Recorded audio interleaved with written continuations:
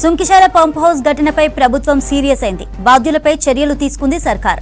Project డైరెక్టర్పై బదిలీ పేటు వేసింది. వారిని నాన్ ఫోకల్ పోస్టుకు భర్తీ చేసింది. అలాగే ప్రాజెక్టు కన్స్ట్రక్షన్ సర్కిల్ 3 అధికారులపై సస్పెన్షన్ వేటు వేసింది. CGM Kiran Kumar, GM Mariyaraj, DGM Prashanth, manager హరీష్లను సస్పెండ్ చేస్తూ ఆదేశాలు జారీ చేశారు పురపాలక శాఖ ప్రిన్సిపల్ సెక్రటరీ దానకిషోర్. మరిన్ని డీటెయిల్స్ సత్యం లైవ్ ద్వారా అందిస్తారు. సత్యం, సుంకిశాల పంప్ హౌస్ ఘటనపై ప్రభుత్వం చర్యలకు సంబంధించి డీటెయిల్స్ ఏంటి?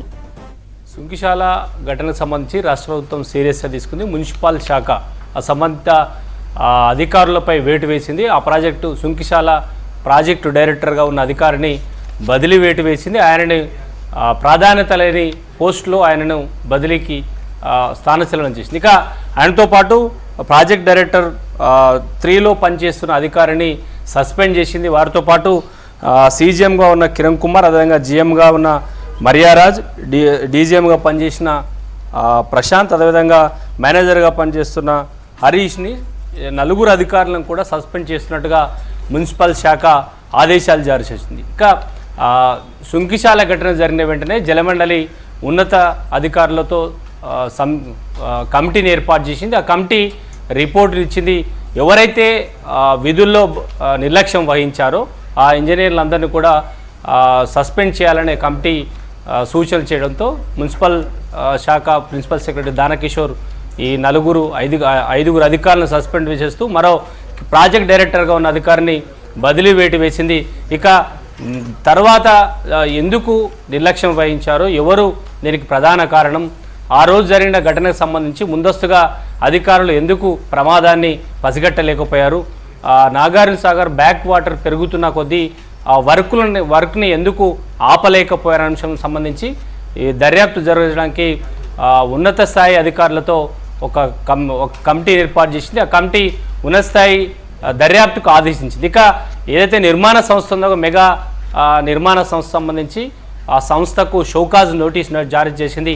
గత ప్రభుత్వం 10 ఏళ్ల కాలంలో అనేక అంటే కాళేశ్వరం కానీ ఈ బీఆర్ఎస్ ప్రభుత్వంలో సుంకిశాలకు సంబంధించి ఒప్పందం కుదుర్చుకున్న మెగా కంపెనీ ఈ కేవలం వీటి పూర్తిగా ఈ పని నాణ్యత లేకపోవడం, అంటే ఈ కన్స్ట్రక్షన్ కంపెనీ చేస్తున్న వర్క్లో నాణ్యత లేకపోవడం వల్లే ఇది పూర్తిగా ఈ రిటర్నింగ్ వాళ్ళు కూలిపోవడానికి ప్రధాన కారణంగా కూడా ఈరోజు విచారణ కమిటీ ఇచ్చిన తాత్కాలిక రిపోర్టులో చెప్పినట్టు తెలుస్తుంది. ఇక ఏదైతే మెగా ఇంజనీరింగ్ కంపెనీకి సంబంధించిన కన్స్ట్రక్షన్ కంపెనీకి ప్రభుత్వం షోకాజ్ నోటీస్ ఇచ్చింది. ఇది కూలడానికి ప్రధాన కారణం, ఎందుకు నాణ్యత లోపిస్తుంది అనే అంశాన్ని కూడా పూర్తి వివరణ ఇవ్వాలనే ఒక షోకాజ్ నోటీస్ ఆ కంపెనీకి ఇచ్చినట్టుగా తెలుస్తుంది. ఇక మున్సిపల్ శాఖ సీరియస్గా అధికారుల విషయంలో, ఎందుకంటే ఇప్పటికే ఈ అంశం రాజకీయంగా కూడా దుమారం రేగుతుంది. బీఆర్ఎస్తో పాటు బీజేపీ సైతం ఆ ప్రాజెక్ట్ సందర్శించింది. అధికారుల నిర్లక్ష్యం వల్లే ఈ ఘటన జరగడానికి ప్రధాన కారణం అనే అంశం సంబంధించి కూడా పూర్తి రిపోర్టు ప్రభుత్వం వద్ద ఉన్నట్టుగా తెలుస్తుంది.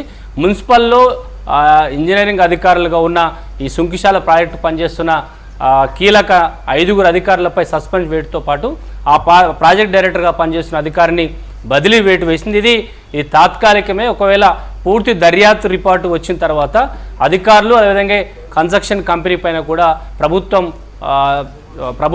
వీరిపై చర్యలు తీసుకునే అవకాశం ఉందని చెప్పొచ్చు. Chandrika. Right, thank you Satyam.